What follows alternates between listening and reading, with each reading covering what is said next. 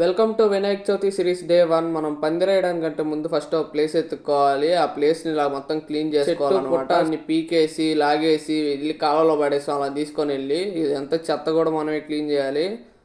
So మొత్తం చెట్టు పీకేసిన తర్వాత అక్కడ చిన్న గొయ్యి తవ్వాలి.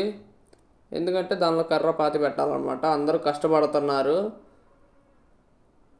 చూసేవాళ్ళు చూస్తున్నారు, చేసేవాళ్ళు చేస్తున్నారు. పాపం దెబ్బ కూడా తగులుతుంది. అయినా ఏం క్లీన్ చేస్తున్నాం చూడండి. ఇక్కడ ఎందుకు గొయ్యి తవ్వుతున్నాం అంటే ఈ బాధని పాతడానికి.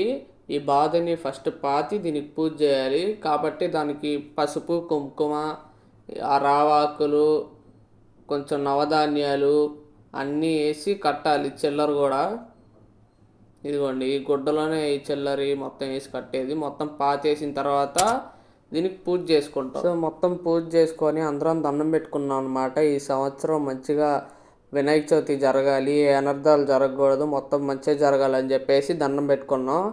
అలాగే ఈ వీడియో చూస్తున్న వాళ్ళందరూ కూడా మంచి బ్లెస్సింగ్స్ ఇవ్వండి. మీ బ్లెస్సింగ్స్ కూడా మాకు కావాల్సిందే.